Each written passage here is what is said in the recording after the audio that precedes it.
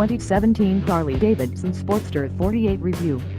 Sitting conceptually between the cruising Harley Davidson Sportster 1200 Custom and the aggressive Sportster Roadster, the retro-themed 2017 Harley Davidson 48 combines aspects of its two brothers to create something entirely different.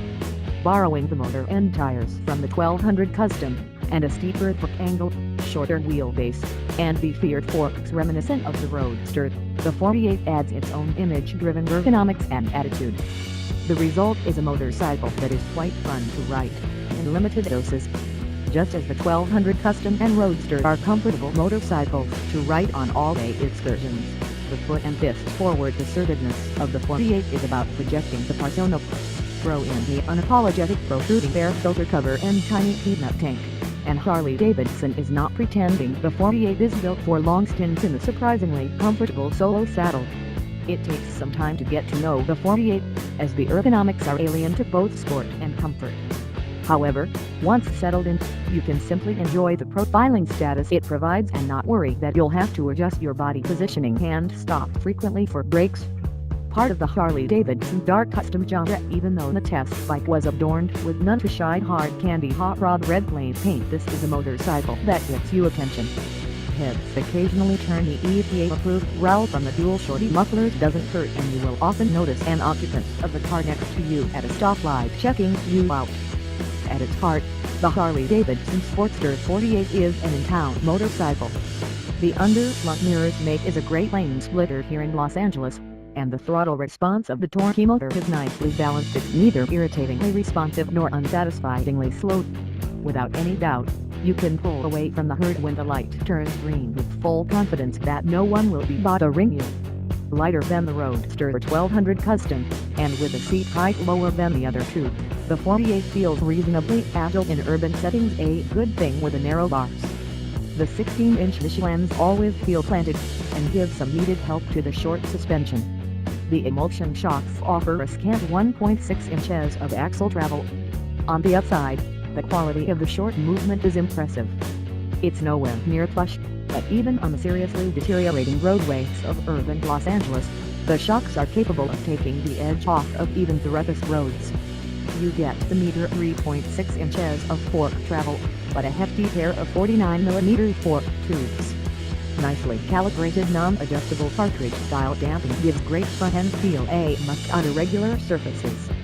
The 48 provides a needed sense of the road, without jolting you out of the seat.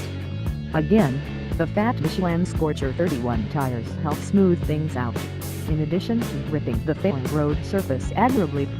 Performance in the canyons is surprisingly good for a bike with such sport-unfriendly ergonomics. Cornering clearance isn't generous, but it is decent. Plus, the suspension doesn't move much, so you get all you can out of the design. As in the city, the 48 Michelins plant themselves on the pavement, with nicey grip and feel. The fork doesn't flex, so you get good front-end feedback, and the floating 300mm disc can be used to its best advantage. It is a good thing that the front brake is strong, as the brake pedal is awkward to reach. With my size 9 boots, I have to put the heel right up against the foot peg to have a chance of using the pedal. Even then, I don't have full coverage of the brake pedal, which is too far from the peg and also positioned more inward than it should be. Once actuated, though, the rear brake is effective. Still, I found myself rarely using it, not normal for me on a cruiser such as the Harley Davidson 48. ABS is a recommended option. Our test bike didn't have it, though neither wheel lost traction during braking. Freeway usage is best limited, as the ergonomics don't favor high-speed riding. Again, the Michelins plant themselves nicely and provide extra cushion from the pounding you get on Los Angeles freeways. While you don't have to avoid freeways on the Harley Davidson Sportster 48, short hauls are best. Those cool low-slung mirrors are a bit tricky to use if you're over 5'6" or so. Taller riders will have to duck down to get the proper angle to see traffic behind them.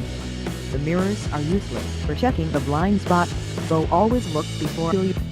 There was a time when motorcycles didn't even have rear-view mirrors, so pretend that's still the case when riding the 48 and be sure to make eye contact. The real story of the 2017 Harley Davidson Sportster 48 is its dedication to style, yet its ability to still be an enjoyable ride. Sure, you probably won't want to try to run it through a full tank of gas, even though it won't even get you 100 miles. But don't worry about that. If your rides are shorter ones with a focus on style, or you want a bad boy countenance for commuting, the 48 has lots of reasons to like it.